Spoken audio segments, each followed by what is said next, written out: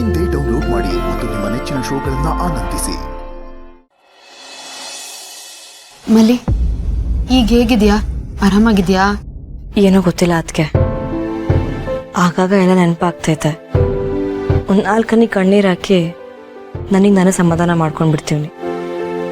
ಏನು ಮಾಡೋದು ಅಂತ ಗೊತ್ತಾಗ್ತಾ ಇಲ್ಲ. ಯೋಚನೆ ಮಾಡಬೇಡ ಮಲ್ಲಿ, ಎಲ್ಲ ಸರಿ ಹೋಗುತ್ತೆ. ಆ ದೇವ್ರೆ ನಿನಗೊಂದು ದಾರಿ ತೋರಿಸ್ತಾನೆ.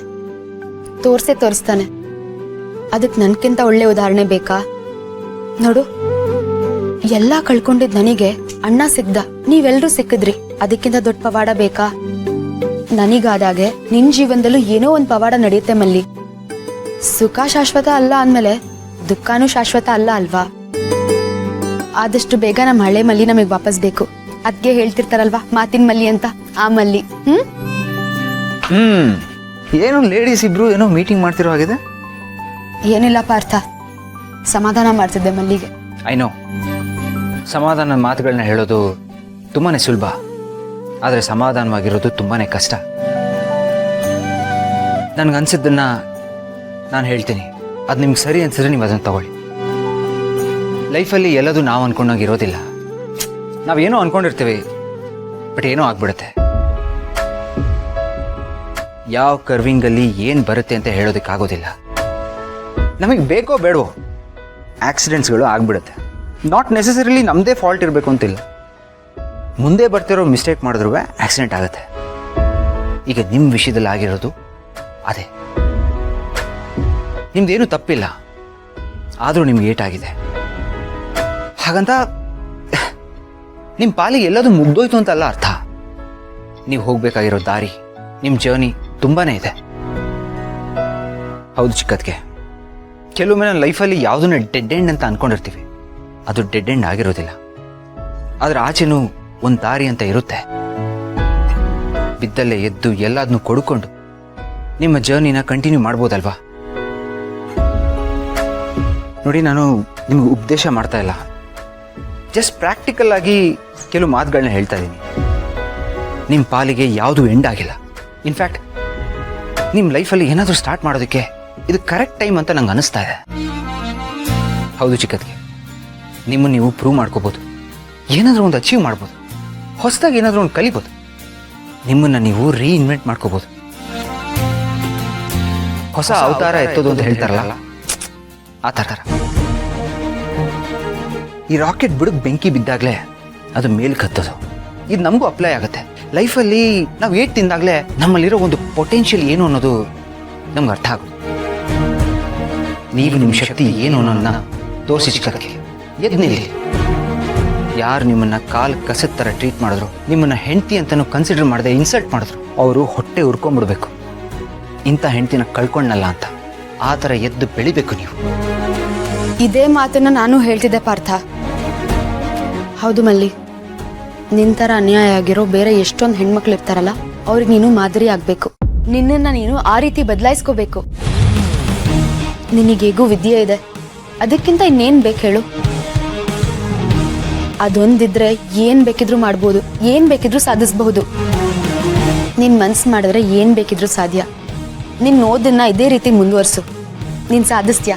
ನಿನ್ ಜೊತೆ ನಾವೆಲ್ಲರೂ ಇರ್ತೀವಿ. ಅದಕ್ಕೆ ನಿಜವಾಗ್ಲೂ ಯು ಕ್ಯಾನ್ ಡು ಇಟ್. ಆಗುತ್ತೆ.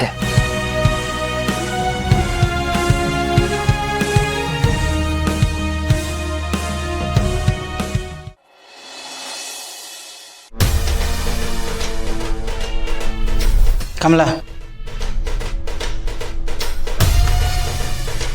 ನನ್ನ ಅಣ್ಣ ನಿನ್ನ ಹತ್ರ ಏನಾದರೂ ಹೇಳಿದ್ನಾ?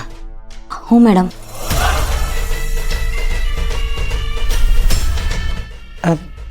ಇದೇನಿದು?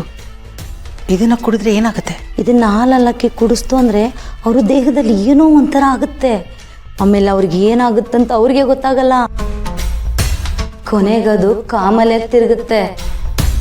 ಕಾಮಲೆ ಮಾಮೂಲಿ, ಆದರೆ ಬಸ್ರಿ ಹೆಂಗ್ಸಿಗೆ ಬಂದರೆ ತುಂಬ ಡೇಂಜರು. ತಾಯಿಗೆ, ತಾಯಿ ಹೊಟ್ಟೆಲಿರೋ ಮಗುಗೆ ಇಬ್ಬರಿಗೂ ಕಣ್ಕ. ಆಮೇಲೆ ಯಾವ ಮೆಡಿಷನು ಕೆಲಸ ಮಾಡಲ್ಲ. ಅಮ್ಮ ಮಗು ಇಬ್ರು ಉಳಿಯೋದು ತುಂಬಾನೇ ಕಷ್ಟ. ಗುಡ್. ಇದನ್ನ ಅಣ್ಣನೇ ಸಜೆಸ್ಟ್ ಮಾಡಿದಲ್ವಾ? ಹ್ಞೂ ಮೇಡಮ್, ಅವರೇ ಕೊಟ್ಟಿದ್ದು. ಆದರೆ ಹೇಳ್ತೀನಿ, ಸಮಯ ಬಂದಾಗ ಉಪಯೋಗಿಸು ಅಂತ ಹೇಳಿದ್ರು. ಸರಿ, ಕೊಡು. ಕಾಲು ತಗೊಂಡು ಒಳ್ಳೆ ಕೆಲಸಕ್ಕೆ ತಡ ಮಾಡಬಾರ್ದು, ಆದಷ್ಟು ಬೇಗ ಮಾಡಿ ಮುಗಿಸ್ಬೇಕು. ಇದನ್ನು ಭೂಮಿಕಾ ಕೊಡಬೇಕು, ಆದರೆ ನೀನು ಕೊಡೋಕೆ ಹೋಗ್ಬೇಡ, ಮಲ್ಲಿ ಕೈಯಲ್ಲಿ ಕೊಟ್ಟು ಕಳಿಸು, ಅವಾಗ ಯಾರಿಗೂ ಡೌಟ್ ಬರಲ್ಲ. ಆದರೆ ಮಲ್ಲಿ ಮೇಡಮು ಎಲ್ಲನೂ ಪರೀಕ್ಷೆ ಮಾಡಿ ಅಲ್ವಾ ಕೊಡೋದು? ಹಾಂ ಮಾಡ್ತಾಳೆ, ಆದರೆ ಪೂರ್ತಿ ಹಾಲೇನು ಕುಡಿಯಲ್ವಲ್ಲ, ಒಂದು ಸ್ವಲ್ಪ ತಾನೇ ಟೇಸ್ಟ್ ಮಾಡ್ತಾಳೆ. ಏನೂ ಆಗಲ್ಲ ಬಿಡು. ಅಕಸ್ಮಾತ್ ಏನಾದರೂ ಆದರೆ ನನಗೆ ಡಬಲ್ ಖುಷಿನೇ. ಬೈ 1 get 1 ಫ್ರೀ ಅನ್ನೋ ಥರ ಅಕ್ಕನ ಜೊತೆ ತಂಗಿನೂ ಹೋಗ್ತಾಳೆ ಬಿಡು. ಒಂದೇ ಏಟಿಗೆ 2 ತಲೆನೋವು ಕಡಿಮೆ ಆಗತ್ತೆ. ನಾನು ಹೇಳಿದಷ್ಟು ಮಾಡು, ಮಲ್ಲಿ ಹತ್ರ ಕೊಟ್ಟು ಕಳಿಸು. ಸರಿ ತಗೊಂಡು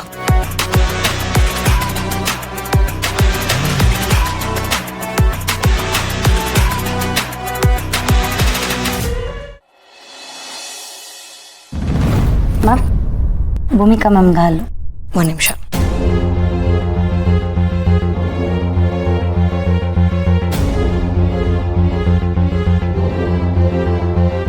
ಸ್ಪೂನ್ ತಗೊಳ್ಳಿ, ನಾನೇ ಕೊಡ್ತೇನೆ.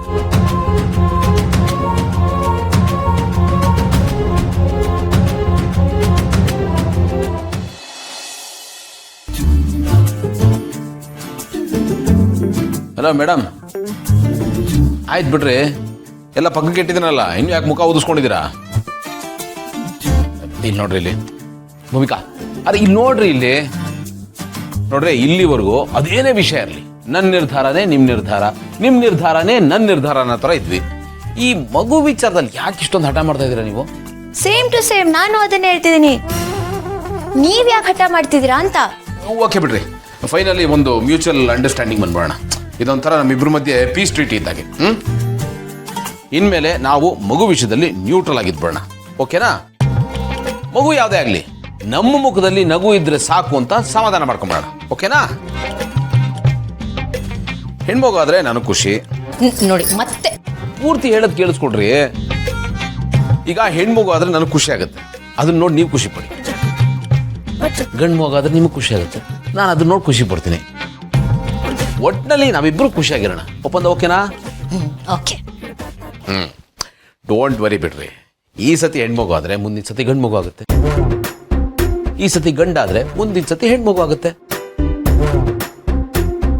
ಸೊ ಆರ್ತಿಗೊಬ್ಳು ಕೀರ್ತಿಗೊಬ್ಬ, ಇಲ್ಲ ಬ್ಯಾಲೆನ್ಸ್ ಆಗ್ಬಿಡುತ್ತೆ. Don't worry. ಅಂದ್ರೆ ಇನ್ನೊಂದು ಮಗು ಆಗ್ಬೇಕು ಅನ್ನೋ idea. ಯಾಕೆ ನಮ್ಗೆ ಪರೀಕ್ಷೆ ಮಾಡಿ ತಗೋಬಹುದು. Thank you. ಓಹೋ, ಹಾಲು ಪೂರೈಕೆ ನಡಿ. ಇವನು ರಾಜಾರಾಣಿ ಇಬ್ರು ಆಳ್ವಾಗಿ ಚರ್ಚೆ ಮಾಡೋ ತರ ಇತ್ತು.